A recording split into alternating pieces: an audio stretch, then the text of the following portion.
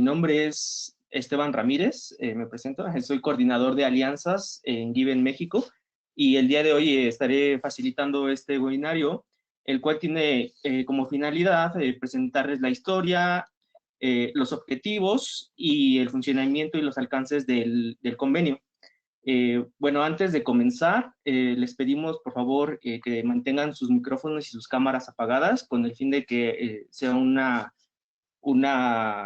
sesión de mejor calidad y bueno, si están de acuerdo, esta sesión también será grabada para que sea difundida por redes sociales. Igualmente, podríamos comenzar con una ronda de presentaciones. Si pueden escribir en el chat desde dónde nos están escuchando, su nombre y su estado o país del que nos están, desde el que nos están escuchando. Y bueno, igualmente si van surgiendo dudas durante las presentaciones, también les pedimos que en este mismo chat las vayan escribiendo y al final de las presentaciones vamos a hacer una ronda de preguntas y respuestas. Bueno, sin más preámbulo, voy a proceder a presentar a nuestra primera ponente. Muy bien. Ella es Diana López Higareda, bióloga por la Facultad de Ciencias de la Universidad Nacional Autónoma de México. Cursó la maestría en Ciencias Ambientales impartida por la Facultad de Ciencia y Tecnología de la Universidad Simón Bolívar. Ha participado en diversos foros, tanto nacionales como internacionales, como el Parlamento de Mujeres de México, el Cuarto Foro Mundial del Agua, el Segundo Encuentro Iberoamericano de Plataformas Asociativas Juveniles, el Oxfam International Youth Partnerships, entre otros. En el sector privado se ha desarrollado como consultora en diversas materias, línea base ambiental, contaminación de suelos y agua, además de evaluación de impacto ambiental. En el sector público ha trabajado en diversas instancias, tanto a nivel local como a nivel federal, y actualmente colabora como especialista en estudios de biodiversidad en la Comisión Nacional para el Conocimiento y Uso de la Biodiversidad, CONABIO. Durante 2016 contribuyó particularmente en la planeación y el desarrollo del Foro de Sociedad Civil y Jóvenes, la Cumbre de Pueblos Indígenas y la Cumbre de Ciudades, así como en la organización general de la Conferencia de las Naciones Unidas sobre Biodiversidad, Cancún 2016. Cedemos el micrófono a nuestra compañera Diana. Pues muchas gracias, Esteban. Muy buenas tardes a todos. Es un placer poder estar aquí con ustedes. Vamos a hablar un poquito sobre lo que es el convenio sobre la diversidad biológica, más o menos un poquito los antecedentes, cómo está estructurado, y para que ustedes tengan como las bases para pues lo que viene a continuación. ¿Me escucho bien ahí, verdad? Nada más alguien dígame que sí. Ok, perfecto. Ya Paula me dijo que sí. Bueno, entonces vamos a arrancarnos. El Convenio sobre la Biodiversidad Biológica, mejor conocido como CBD, tiene su antecedente en la Cumbre de Río, que se realizó en 1992. La Cumbre de Río fue el evento internacional más grande que se había realizado hasta el momento en materia de medio ambiente. Conjunto 178 naciones, 8,000 delegados oficiales, 1,400 organizaciones de la sociedad civil, 3,000 observadores, alrededor de 9,000 reporteros o corresponsales, y hasta ese momento no se había realizado un evento de esa magnitud con la participación de tantos países a nivel internacional sobre la materia ambiental.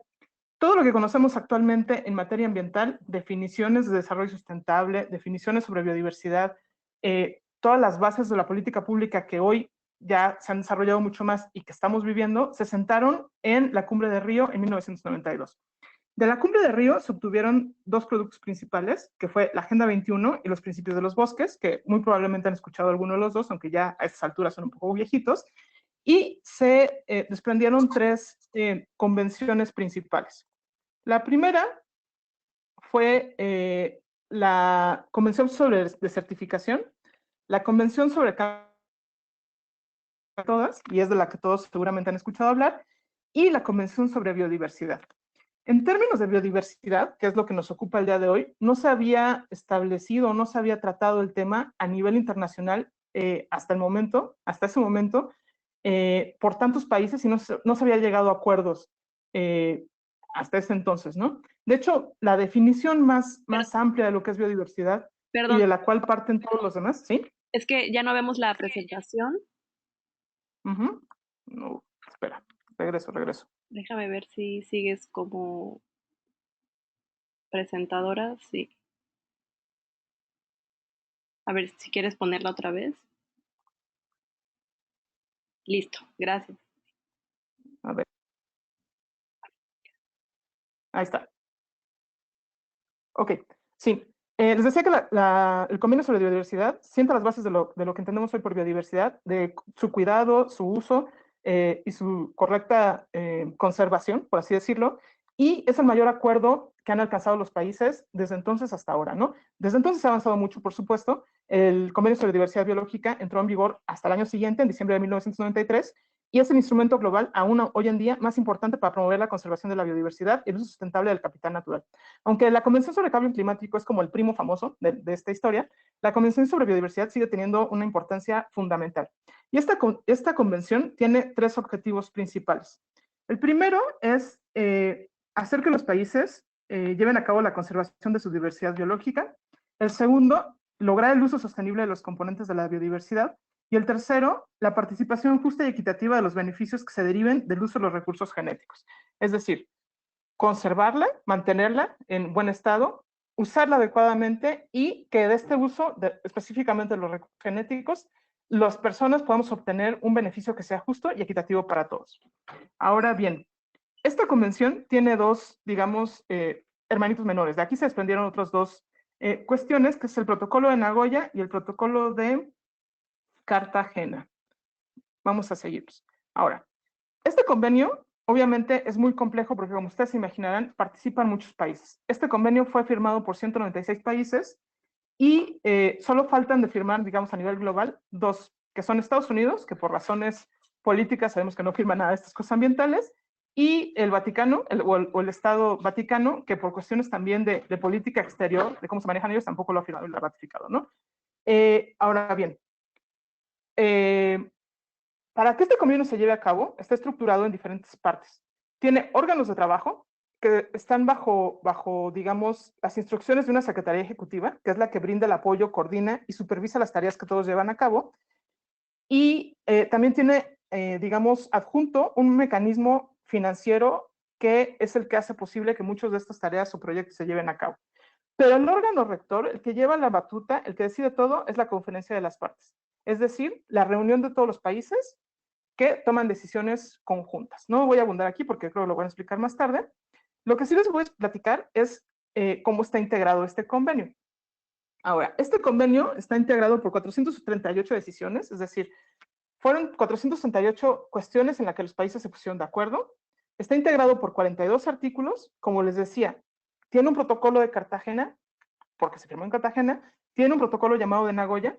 El protocolo de Cartagena trata sobre bioseguridad, es decir, cómo tratar los organismos vivos genéticamente modificados y otras tecnologías para que no representen un riesgo para la biodiversidad ni para la humanidad. Y el protocolo de Nagoya trata sobre el acceso y la participación de los beneficios, conocidos en inglés como ABS, obtenidos a partir de los recursos genéticos. Este convenio, perdón, tiene 7 programas temáticos, es decir, hay 7 grandes temas generales que agrupan todas las discusiones y todos los trabajos, y además hay 26 temas transversales sobre los que se discute cada vez que hay la reunión de las partes. Y el protocolo de Cartagena, además, tiene un protocolo suplementario, es decir, que llenaba un poco los vacíos que tenía en un principio, que se llama Protocolo Suplementario de Nagoya Kuala Lumpur. Ahora, no sé si ustedes saben, pero estos protocolos tienen nombres de ciudades porque es donde se adoptan cuando hay una reunión ahí, ¿no? Entonces, si están reunidos en la Ciudad de México, se llamaría el Protocolo de la Ciudad de México, ¿no? Eso es como detallito cultural. Ahora, como ya les mencioné, el convenio tiene 3 objetivos y para llevarlo a cabo fue necesario desarrollar un plan estratégico para la biodiversidad que aplicaba desde el 2012 hasta el 2020 y se concretaba para poder llevar a cabo el seguimiento y la medición de qué tan efectivo estaba haciendo en 20 metas que se conocieron como metas de Aichi porque se aprobaron en la ciudad de Aichi. Ahora, como ustedes comprenderán, pues ya llegamos al 2020, entonces evidentemente ya este plan de acción pues quedó superado, ¿no? Entonces, ahora, hoy en día se está trabajando en el marco global de la biodiversidad post-2020, es decir, ¿qué vamos a hacer a partir de este año en adelante? Y eso que todavía no teníamos Esto fue como en tiempos pre-COVID, entonces imagínense, ¿no? Todavía hay mucho que ajustar. Ahora, para implementar toda esta estructura general del convenio a nivel nacional, hay una serie de instrumentos que hacen posible que esto se lleve a cabo en cada uno de los países. Se llaman mecanismos de aplicación. Primero están las estrategias y planes de acción nacionales. Hay informes nacionales para saber cómo va cada uno de los países y qué es lo que hace falta hacer. Como les mencionaba, también está el mecanismo financiero, que sabemos, ¿no? A veces muchas de las acciones necesitan dinero para poder llevarse a cabo. Y aparte hay mecanismos de facilitación de información. Es decir, para tomar decisiones informadas sobre biodiversidad, es muy claro dentro del convenio de biodiversidad biológica, que necesitamos tener información para poder tener una buena toma de decisiones. Ahora bien, les voy a desglosar así de rapidito. Esto es una como embarrada a vista de pájaro de todo lo que es el convenio. Los programas temáticos, como les decía, son 7 y son como los grandes grupos temáticos en los que se dividen las discusiones y los trabajos que realizan los países dentro del convenio. Está la diversidad biológica marina y costera, la de aguas continentales, la forestal, la agrícola, la de tierras áridas y subhúmedas, la de montañas y la de islas.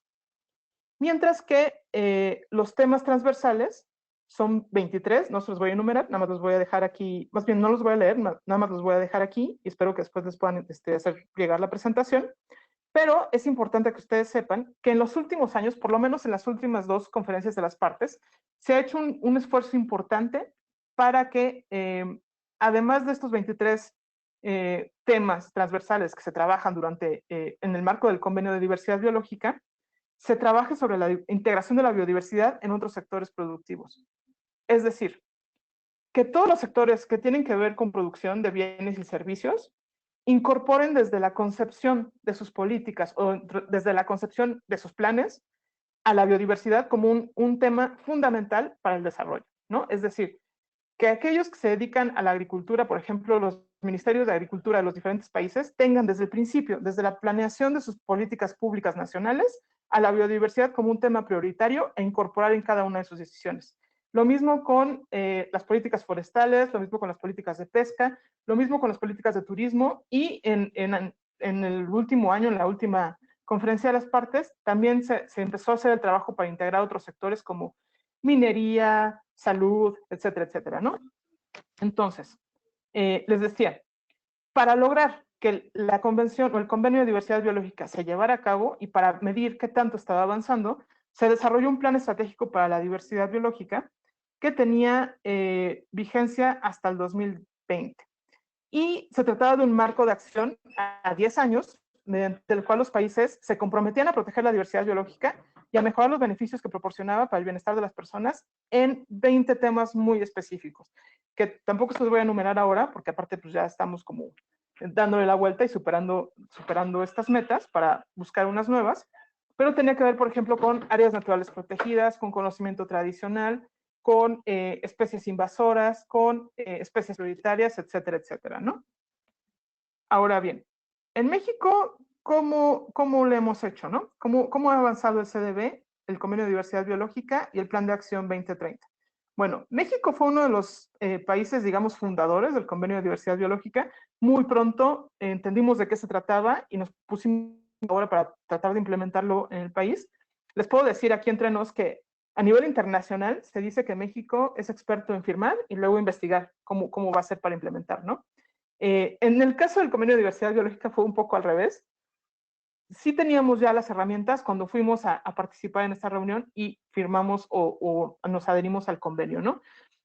De modo que en 1998 ya teníamos la publicación del primer estudio del país. Para el 2000 ya teníamos la primera estrategia nacional que trataba de implementar todos los acuerdos o todas las decisiones del convenio a nivel nacional.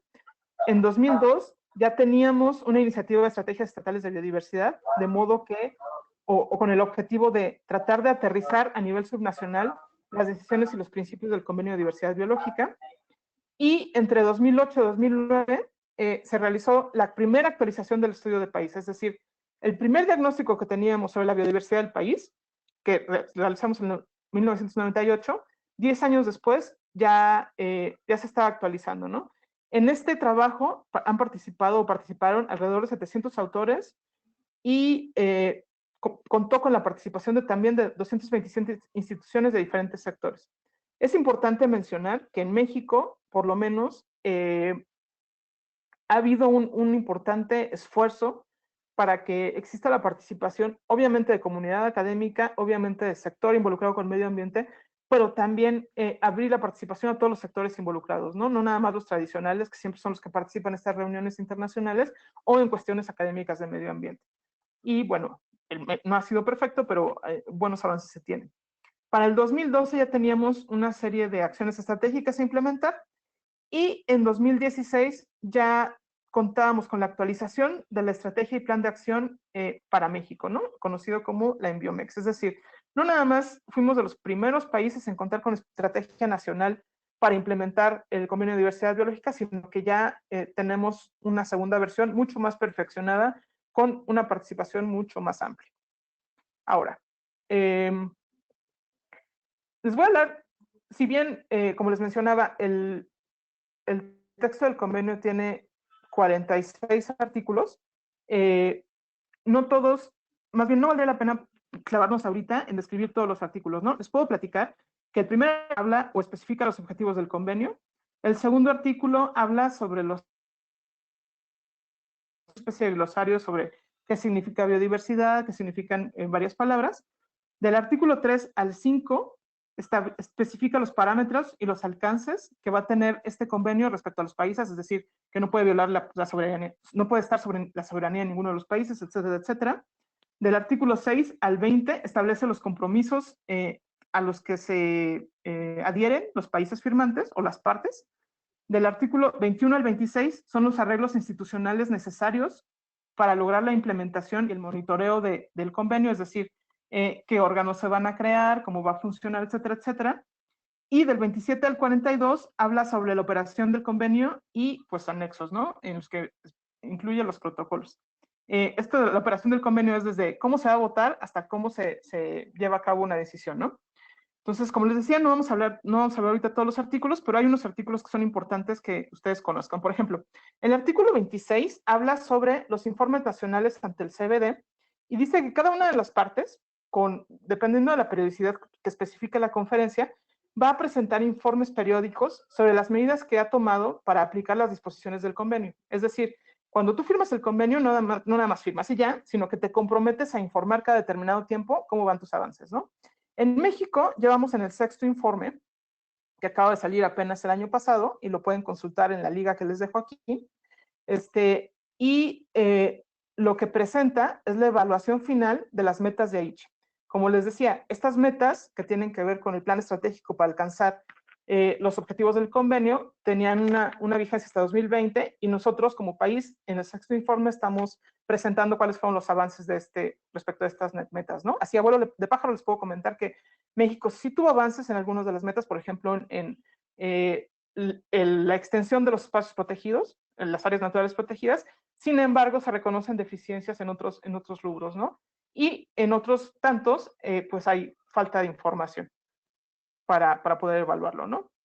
En este sentido, va aparejado con lo que es la Estrategia Nacional de Biodiversidad, que es un instrumento de planificación que articula los diferentes sectores, como el agrícola, el turístico, ¿no? Y tiene el objetivo de establecer políticas públicas en materia de biodiversidad, o más bien, de dar una guía para que se puedan establecer políticas públicas en materia de biodiversidad para conocer, conservar, restaurar y manejar sustentablemente la riqueza biológica de México.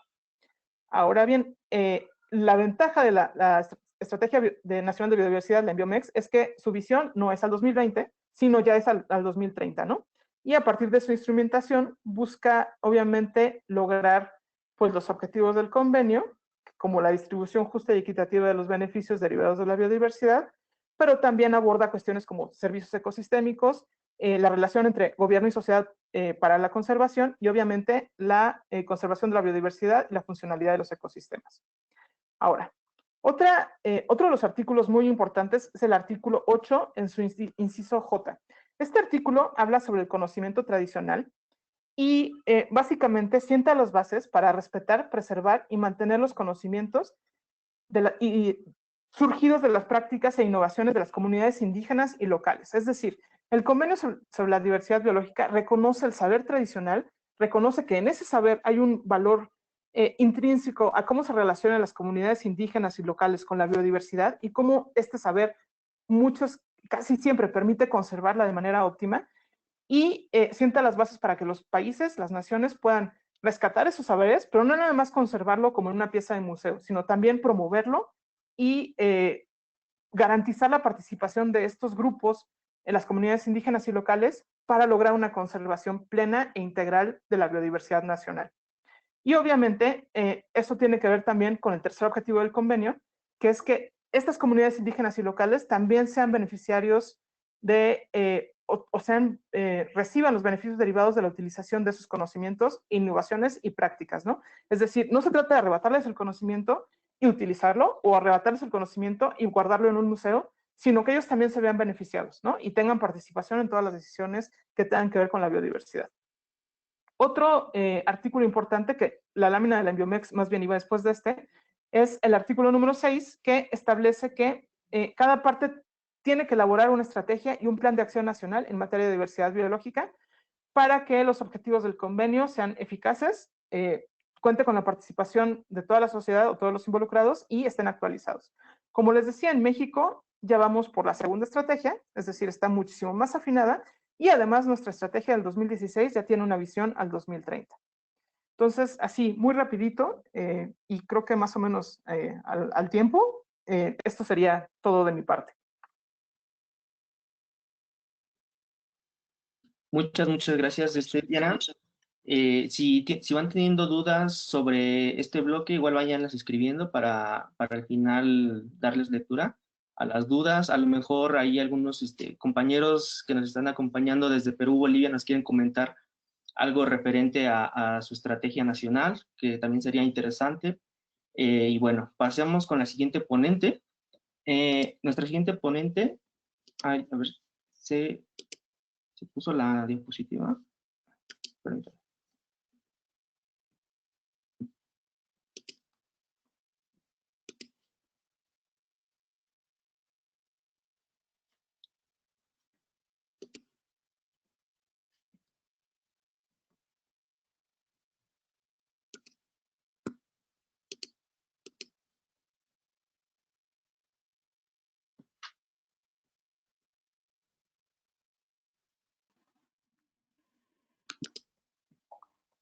Parece que ya se ve.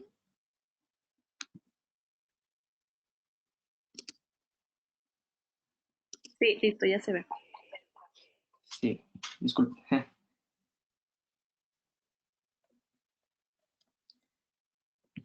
Disculpen. Ok, bueno, nuestra siguiente ponente es Paola Ivanova Díaz Allen. Paola es licenciada en Relaciones Internacionales por la Universidad La Salle, donde se tituló con la tesis La cooperación internacional para la protección del medio ambiente ártico, una propuesta para la elaboración de un instrumento internacional vinculante.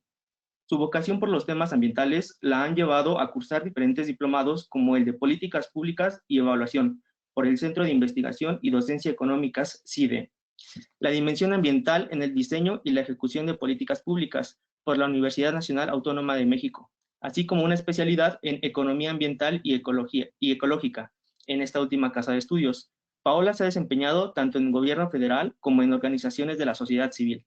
Ha fungido como coordinadora de asuntos internacionales en la Comisión Nacional de Áreas Naturales Protegidas de México y trabajó en la Asociación Civil Pronatura Veracruz, donde colaboró en un proyecto para la restauración de uno de los sistemas lagunares más importantes del país.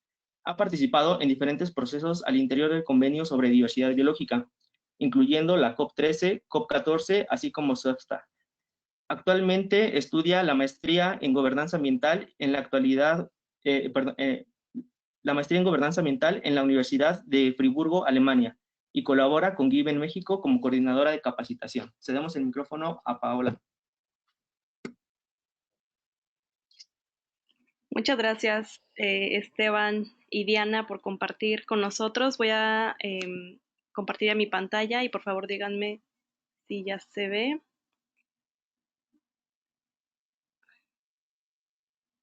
Sí, ya la tenemos. Listo. Listo. Oh, permítanme. Ahí está. Pues muchísimas gracias, Esteban, Diana, especialmente por aceptar nuestra invitación. Yo quisiera ir un poquito más a detalle a todo lo que ya comentó Diana. Yo les voy a hablar sobre la membresía del convenio, sobre su estructura, irnos un poco más a detalle, el funcionamiento y los alcances. Bueno, como les había comentado Diana, el convenio cuenta con 196 partes, lo cual comprende estados y otras entidades que pueden o que tienen esta capacidad para celebrar tratados. Si ustedes ven la lista en la página del CDB, van a encontrar que hay países y además incluimos a la Unión Europea. Por esa excepción, pues se les llama partes y no son solo 196 países, ¿no? Son partes. Y es uno de los pocos acuerdos ambientales multilaterales que ha sido ratificado por casi todos los países del mundo. Entonces, eso es muy importante. En el caso de Estados Unidos y del Estado de la Ciudad del Vaticano, todavía no están ratificados. En el caso de Estados Unidos ya está firmado y de hecho fue uno de los países que en su momento promovió la creación de este convenio. Sin embargo, cuando se llegaron las discusiones respecto al acceso y reparto de los beneficios derivados de la utilización de recursos genéticos y respecto al mecanismo financiero, pues las negociaciones se atoraron y Estados Unidos ya no aprobó la creación de este convenio. Es por eso que hoy en día no lo ha ratificado. Y el caso del Estado de la Ciudad del Vaticano, pues bueno, ellos mantienen una política de neutralidad y por lo tanto solamente son observadores en todos los procesos de Naciones Unidas, ¿no? Bueno, respecto a a la estructura del convenio, quisiera comentarles más a detalle. El principal órgano de toma de decisiones dentro del convenio es la conferencia de las partes, es decir, esos espacios en los que las partes, como ya les había dicho, son estas 196, se reúnen a tomar decisiones respecto a la implementación del convenio y se apoya en dos órganos muy importantes. SOPSTA, que es el órgano subsidiario para el asesoramiento científico, técnico y tecnológico, que como su nombre lo indica, son los que dan la asesoría en cuestiones científicas para que las partes puedan tomar decisiones basadas en esa información. Y también está SBI, SOPSA y SBI son por sus siglas en inglés, y SBI es el órgano subsidiario de implementación, que es un órgano de carácter más político, pero que también alimenta la toma de decisiones en la conferencia de las partes.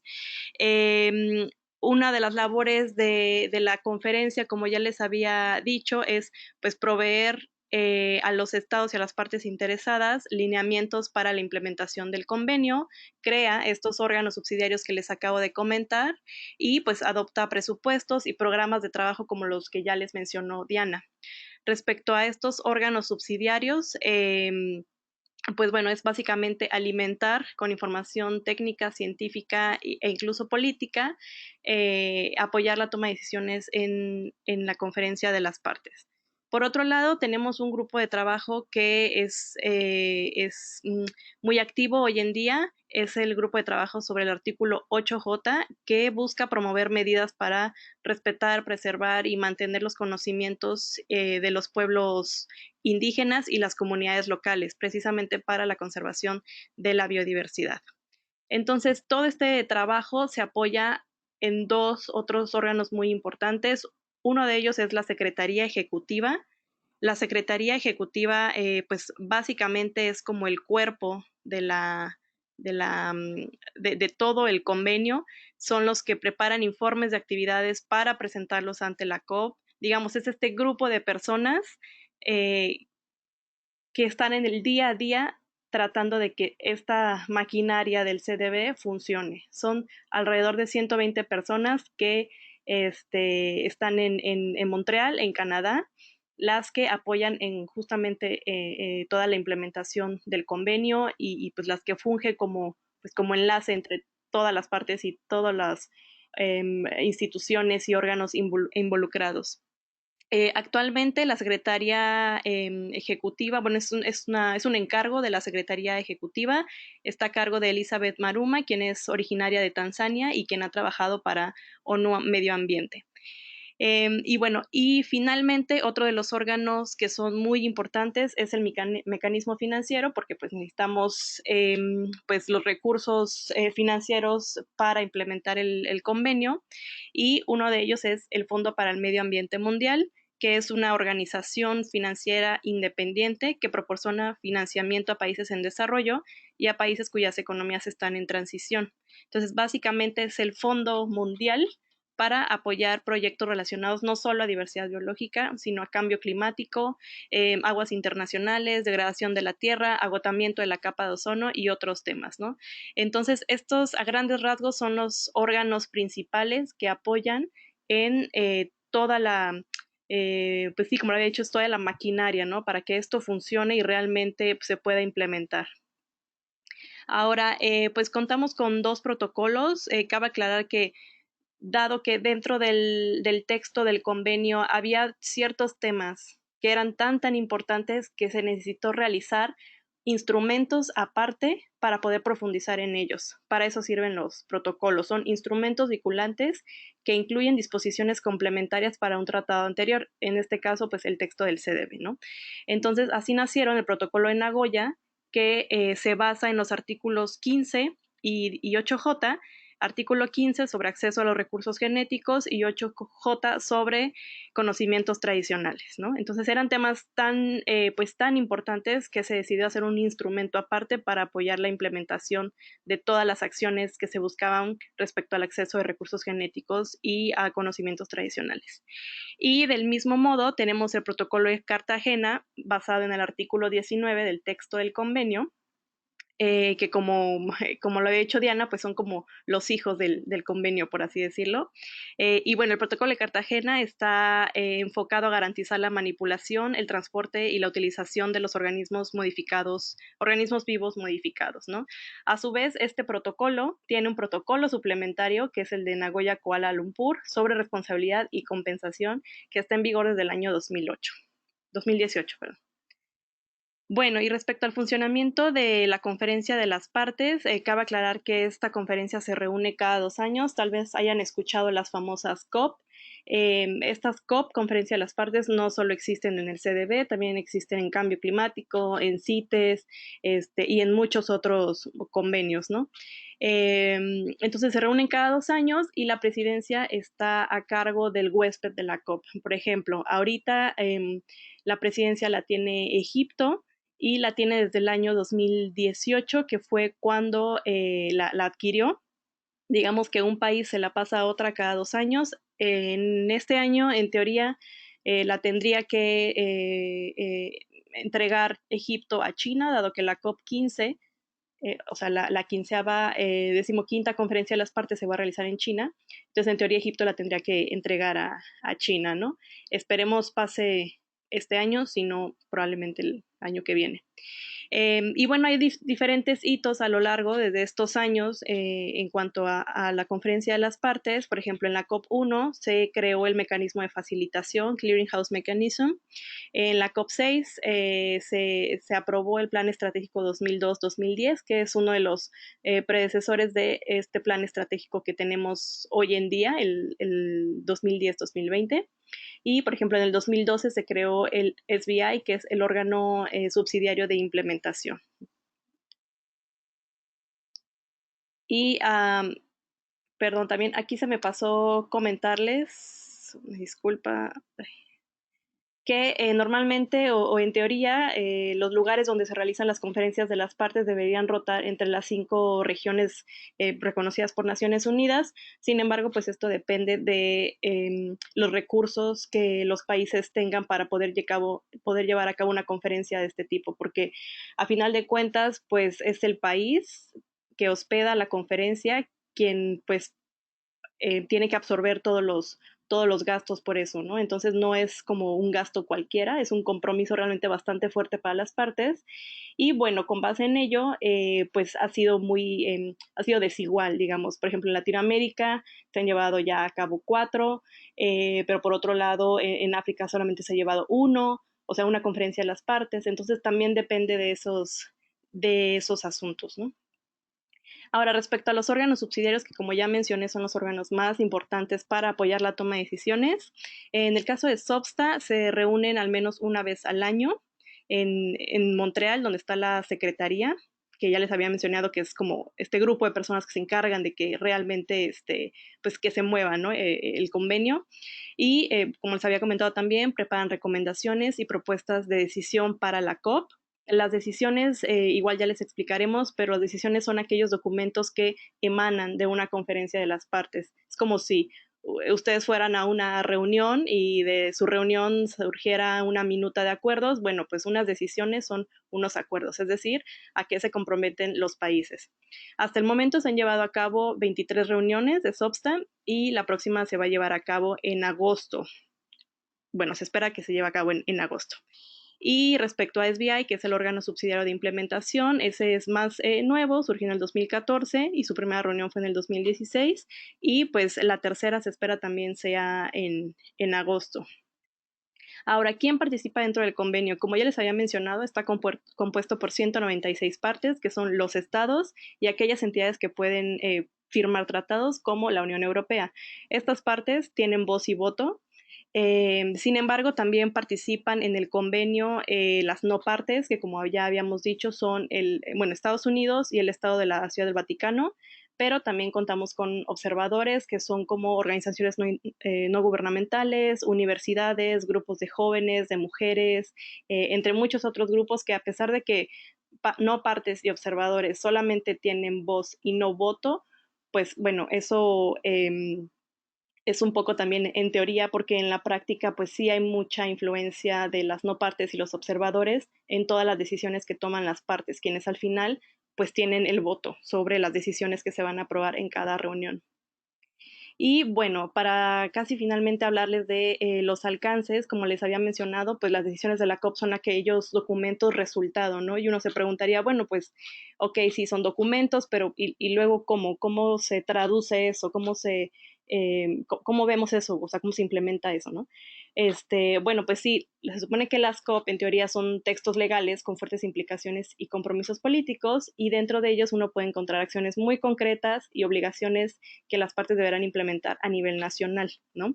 Entonces, les voy a poner este ejemplo. En el caso de la decisión 99, que es el número romano indicaría que fue en la COP9 y el documento número 9,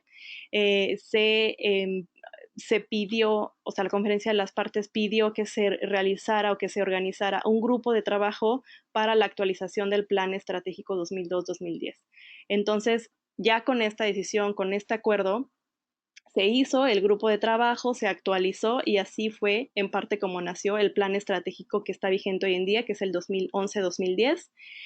Y bueno, esto finalmente se traduce a un nivel nacional, además de que ya está en el articulado del CDB que se deben realizar estrategias nacionales, pero pues también apoya, digamos, este tipo de decisiones, la conformación de lo que hoy conocemos como el ENVIOMEX, la Estrategia Nacional de Biodiversidad y su Plan de Acción 2016-2030. Entonces, hasta el momento se han aprobado más de 360 decisiones, entonces ustedes se imaginarán lo complejo que puede ser dar seguimiento a toda la información, a todos los acuerdos que hay en todos y cada uno de esos documentos. Pues, me parece que es como un reto, la verdad, pero bueno, a pesar de ello, ha habido, como mencionaba Diana, varios avances en diferentes metas. Por ejemplo, en este plan estratégico está conformado por 20 metas, que son las metas de Aichi, las cuales, como ya les mencionaba, están en proceso de reestructuración y se va a crear un nuevo marco mundial, del cual de hecho también les estaremos hablando en otro webinario aparte, sobre qué es el marco global para la biodiversidad post-2020, es decir, las siguientes metas para los siguientes años. Creo que ya me extendí un poco, pero nada más quisiera hablarles finalmente de las oportunidades de capacitación. Si ustedes ingresan a esa liga, en la página del CDB van a poder encontrar diferentes cursos gratis y en diferentes idiomas, está español también, y son cursos sobre bioseguridad, sobre acceso a recursos genéticos, sobre economía y biodiversidad, sobre áreas protegidas. Entonces, la invitación está abierta para que ustedes puedan entrar y puedan incluso ahorita pues estudiar en alguno de esos cursos, ¿no? Y bueno, finalmente esta es la página del CDB, igual los invitamos a conocerla, ¿no? A leer el texto del convenio, a leer los protocolos, a ver qué es lo que está pasando, ¿no? Y para que pueda pues haber también un mayor entendimiento de cómo se implementa a nivel nacional, ¿no? Pues por mi parte sería todo, les agradezco mucho y pues muchas gracias, Esteban. Muchas gracias, Paola. Muy bien. Vamos a proseguir con la ronda de preguntas y respuestas. Bueno, primero tenemos el comentario que desde Perú también se cuenta con el sexto informe ya elaborado y el Plan de Acción de Estrategia Nacional de Biodiversidad se encuentra en proceso de actualización. Muchas gracias por el dato. Y tenemos una pregunta también, que es, considerando la importancia de la mujer en la actualidad y asumiendo que en la zona altoandina son ellas las que generalmente transmiten los conocimientos ancestrales de conservación de la biodiversidad, ya sea bofedales, bosques nativos y demás, ¿cómo se podría resaltar este hecho? ¿A través de qué instrumento consideran este detalle? Sí, bueno, a reserva de lo que complemente Paola, y a lo mejor por ahí Amelia quiere darnos un poco de luz, eh, como en muchos convenios y documentos internacionales o acuerdos internacionales, la participación de la mujer es una deuda pendiente que no está reconocida como tal desde el texto del convenio. Sin embargo, sí, digamos, en el marco del convenio y de los trabajos que se han realizado, sí hay un entendimiento de que existe una relación especial entre la mujer y la naturaleza, y particularmente muy cercana desde el punto de los pueblos indígenas y las comunidades locales, ¿no? Que es más o menos el ejemplo que nos menciona Kevin. En este sentido, hay organizaciones específicas que tratan el tema de la relación o el acceso de la mujer a la biodiversidad, cómo es esta vinculación con su conservación, con su uso sustentable, y es un tema que se aborda recurrentemente en las reuniones de 8J, es decir, de conocimiento tradicional, en los caucus, que son las reuniones sobre temas específicos o regiones específicas que se llevan a cabo en el marco de las conferencias de las partes que ya mencionaba Paola por ahí. Hay reuniones específicas sobre el tema de la mujer con la biodiversidad, el tema de la mujer indígena con la biodiversidad, y en épocas recientes o en tiempos recientes se ha hecho un esfuerzo por incorporar el componente de género, es decir, la visión de género, de manera transversal en las decisiones y en todas las acciones del convenio, ¿no? Del CBD. Incluso, les puedo poner el caso de México porque es el caso que conozco, la Estrategia Nacional de Biodiversidad es la primera que incorpora un componente, una visión transversal de género de forma transversal en toda la estrategia, ¿no? Incluso para los materiales que hemos desarrollado específicamente desde la CONABIO, desde la Comisión Nacional para el Conocimiento y Uso de la Biodiversidad, que es donde yo trabajo y es lo que conozco, y es desde donde llevamos la pauta, digamos, de los informes nacionales, se ha hecho un esfuerzo por incorporar esta visión de género, incluso en los materiales de difusión, ¿no?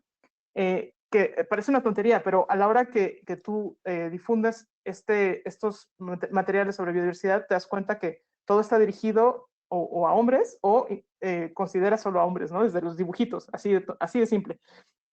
Entonces, sí hay esfuerzos específicos sobre este tema, si bien, como tú bien identificas, Kevin Octavio, no hay nada específicamente en el texto del convenio, ni hasta el momento en los órganos técnicos subsidiarios que acompañan la implementación del convenio, ¿no? Aunque sí se están haciendo grupos de trabajo, Amelia tiene más, insisto, más conocimiento de esto, que ya están abordando el tema.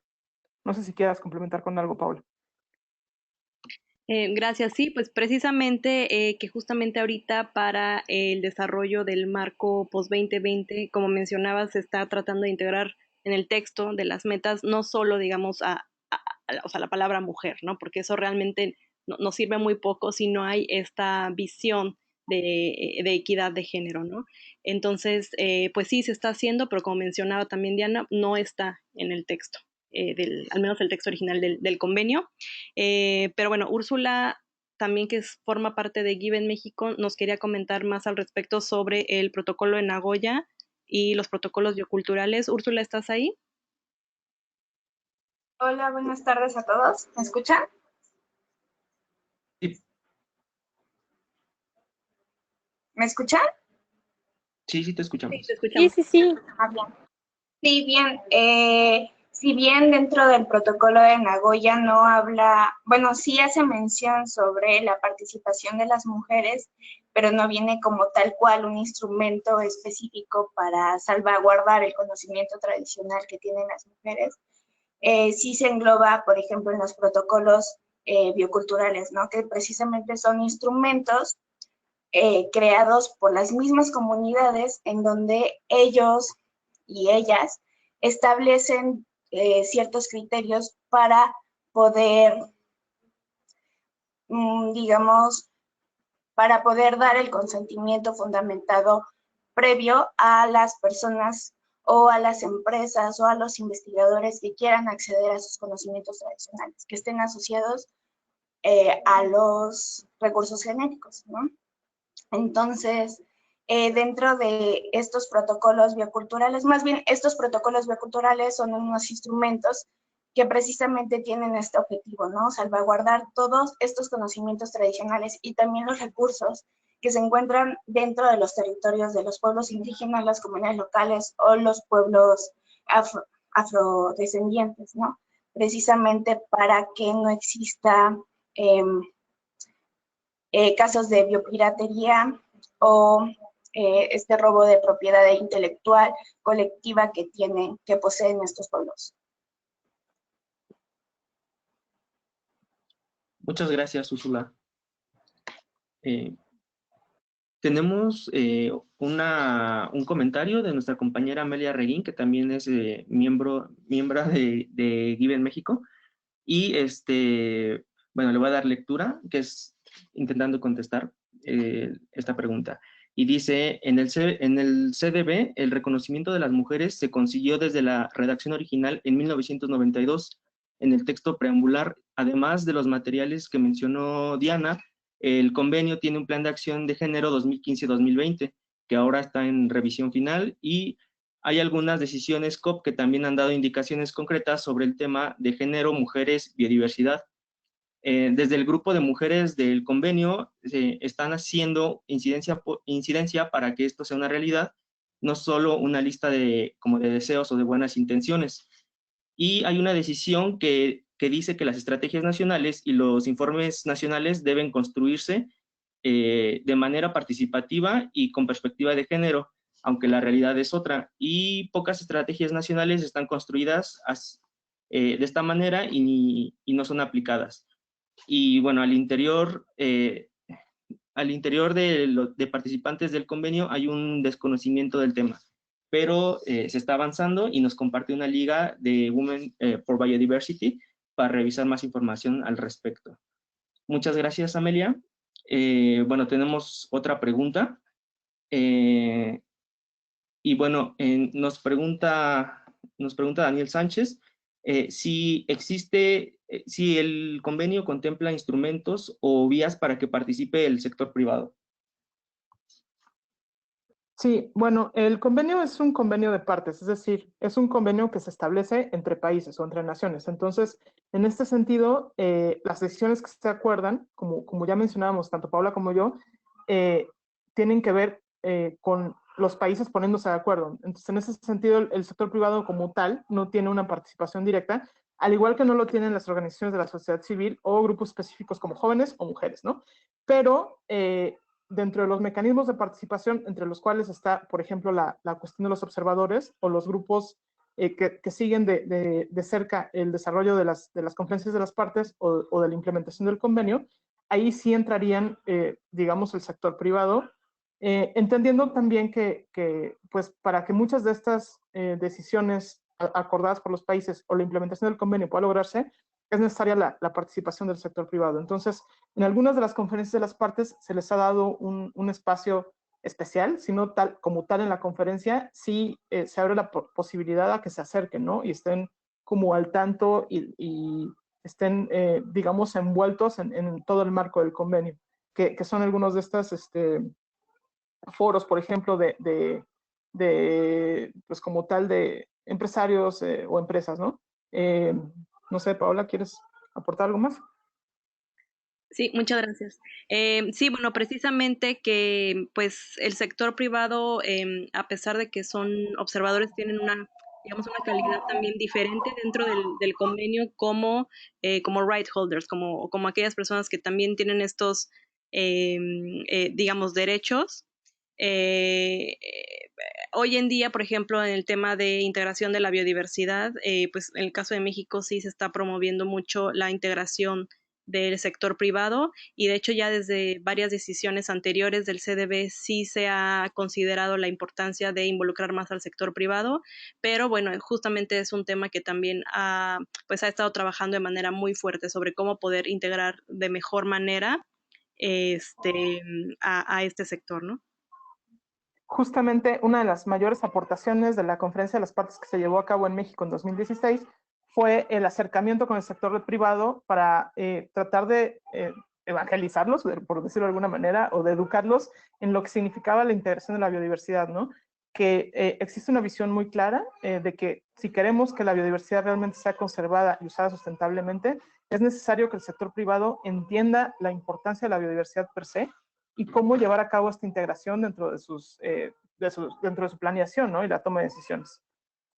Sí, perdón, de hecho dije right holders, no, es stakeholders, o sea, como partes interesadas, ¿no? Tomadores, sí. Sí, exacto. Muchas gracias. Bueno, proseguimos con la siguiente pregunta y menciona Carlos Sánchez, ¿cuáles han sido los mayores logros de México en el tema de biodiversidad y cuáles han sido los resultados generales al 2020 a nivel mundial sobre el cumplimiento del convenio?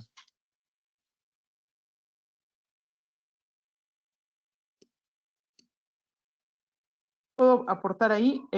Justamente, digo, esta es una lámina muy como resumen de lo que se obtuvo del sexto informe. Se tuvieron, así muy en resumen, se observaron avances en cuestión de educación y cultura ambiental, es decir, la gente tiene una mayor concepción de lo que es la importancia de la biodiversidad y cómo, digamos, cuidarla a nivel cultural, aunque no lo crean. Hay un avance significativo en términos de ANPs que está representado por el decreto de una mayor extensión de áreas naturales protegidas, ¿no? Si bien sabemos que eso no necesariamente implica que estas áreas estén apropiadamente conservadas, ¿no? Pero bueno, al menos hay un avance en el espacio, debería estar protegido, hay que trabajar más sobre cómo se está protegiendo. También hay un avance en términos de prevención de extinción de especies, y obviamente la Enviomex también es un avance a nivel país, ¿no? El contar con una segunda versión ya de la Estrategia Nacional de Biodiversidad, que además está enfocada hacia el 2030, tiene una visión mucho más allá del 2020, es un avance en términos de país. Y también hay un avance en términos de conocimiento científico o conocimiento e información sobre la biodiversidad. México cuenta con una plataforma nacional de información sobre la biodiversidad, y tiene la mayor parte del conocimiento está integrado en plataformas que son accesibles al público en general, que son de acceso gratuito y que son realmente integran, no nada más integran el conocimiento de varias instituciones públicas y digamos académicas, sino que se hace un esfuerzo porque este conocimiento sea útil para la toma de decisiones, sea accesible para aquellos tomadores de decisión que lo necesitan, ¿no? Parte de esto es la institución donde yo trabajo, la CONABIO, hace digamos que nuestra chamba es trabajar específicamente sobre este objetivo, ¿no? Que el conocimiento se genere, pero no nada más se genere y se guarde, sino que sea accesible para todos en el momento en el que se necesite, ¿no? Y esté articulado de manera que sea un conocimiento coherente, que realmente sea útil.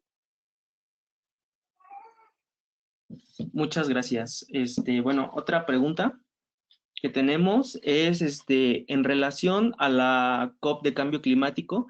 Bien es cierto que no hubo muchos consensos referente a biodiversidad, sin embargo ya se tenían planes y estrategias de implementación para este año. en adelante. Ahora, con la situación actual de COVID-19, se altera en algo la implementación de planes para la conservación de biodiversidad y a nivel económico, en donde se recibe bastante apoyo internacional. Bueno, se seguirá manteniendo este apoyo.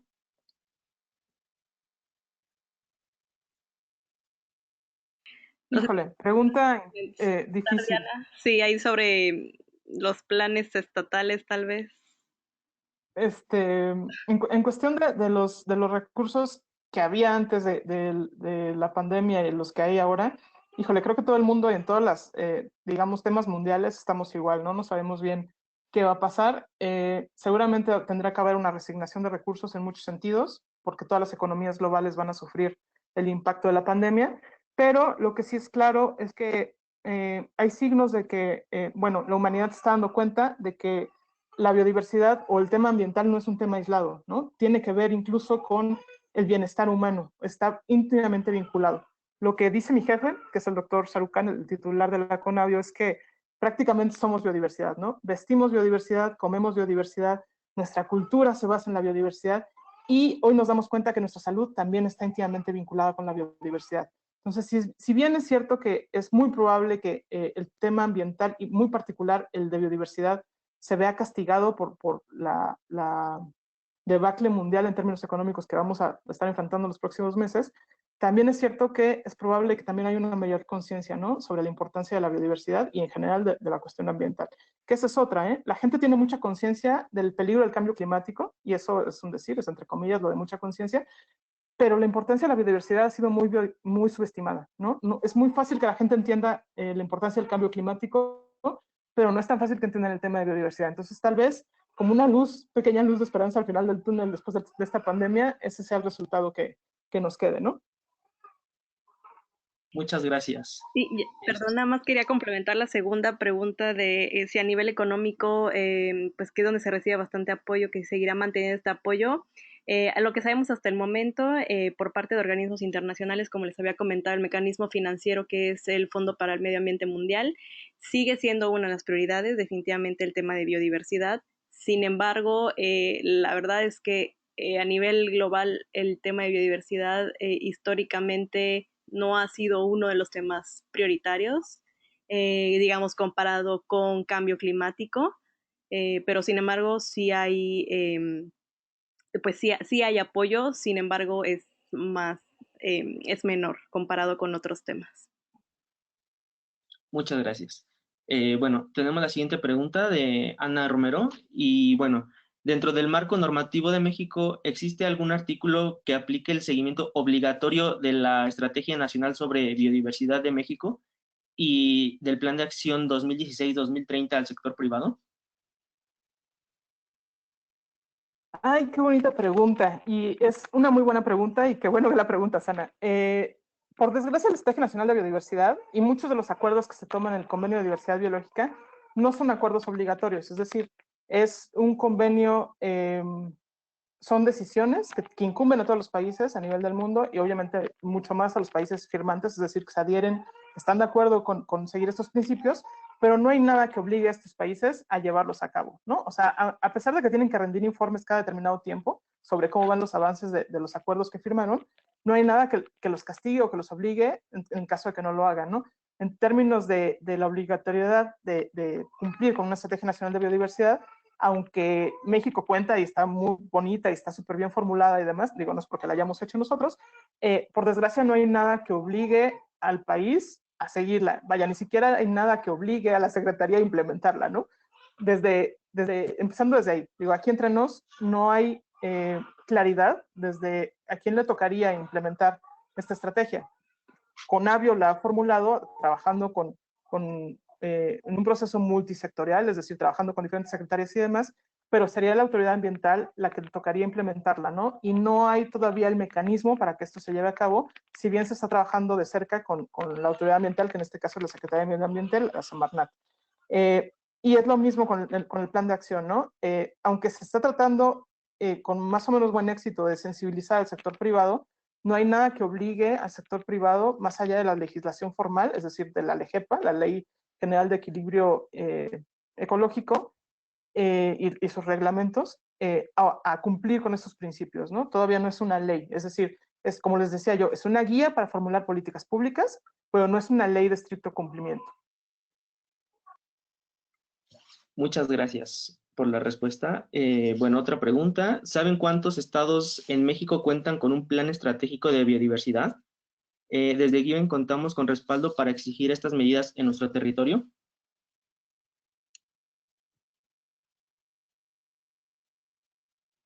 Más allá que un plan estratégico sobre biodiversidad, lo que existe es una iniciativa de estrategias estratégicas.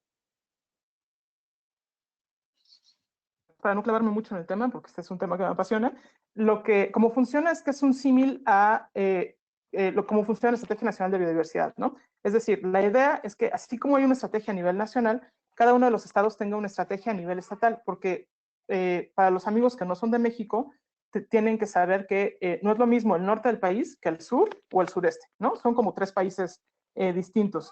Entonces, es necesario que esta estrategia nacional se aterrice a estrategias que tienen que ver con la circunstancia de cada uno de los estados, ¿no? Y con la biodiversidad de cada uno de los estados, que también es súper diferente, incluso impactando en la cuestión cultural, ¿no? Entonces, si todos los estados tienen, pues no todos los estados cuentan con esa estrategia nacional de biodiversidad, perdón, con esa estrategia estatal de biodiversidad.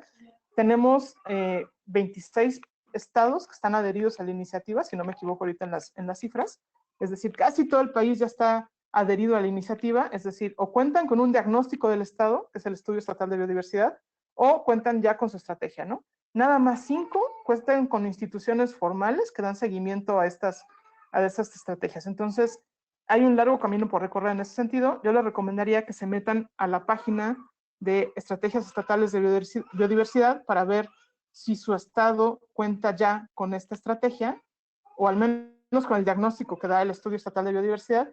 Y si cuenta con la estrategia, échenle un ojo. La verdad es que son estrategias muy sencillas de leer, con acciones específicas, porque están diseñadas para que los tomadores de decisiones, es decir, los gobiernos estatales, puedan ejecutar o aterrizar los principios del convenio a la realidad estatal, ¿no? Entonces, métanse a la página de Estrategias Estatales de Biodiversidad, que ahorita se los voy a poner en el chat, vean si su estado ya cuenta con estrategia, y si es así, pues pónganse en contacto, ¿no? Y hay que buscar que de verdad pues cumplan con los principios que están ahí formulando, o tratar de acercarse para ayudar, ¿no? A que de verdad se pueda llevar a cabo. Muchas gracias. Paola, ¿gustas complementar la segunda parte de la pregunta? Muchas gracias, Diana. De hecho, yo creo que pues nos encantaría invitarte para el siguiente webinario que realizaremos respecto a estrategias estatales de biodiversidad. Les comentamos que en el mes de junio estaremos realizando webinarios también sobre todas estas estrategias estatales de biodiversidad, que hasta el momento me parece son publicadas 13. O 14, si me corrige Diana. Entonces, justamente queremos, para que toda la membresía y todo el público en general pueda conocer a detalle estas estrategias, haremos un webinario solamente, digamos, de manera general, para dar introducción a la serie de webinarios de junio que estaremos implementando. Y pues bueno, nada más agradecerles a todos su acompañamiento, y pues nada, aquí estamos, está el correo para que puedan contactar a Given, y justamente también si están interesados en formar parte de la red, les compartimos ahorita en el chat el link a través del cual pueden registrarse. Y pues nada, sería todo, Esteban, gracias. Muchas gracias a ustedes. Les vamos a dejar aquí la liga del chat. Muy bien. Y bueno, gracias por acompañarnos. Bueno, también nada más como último comentario sobre la parte de Given, si tenemos la facilidad o el derecho de exigir desde Given estas estrategias estatales. Ese es uno de los objetivos. Precisamente por eso los invitamos a que se unan a la red, a que se unan a las actividades. Y bueno, pues dentro de estos meses estaremos trabajando en esas estrategias. Les dejamos nuevamente aquí el link para registrarse a la red y que puedan darle seguimiento a estas actividades. Muchas gracias por acompañarnos. Gracias. Gracias a todos, que tengan muy buena noche.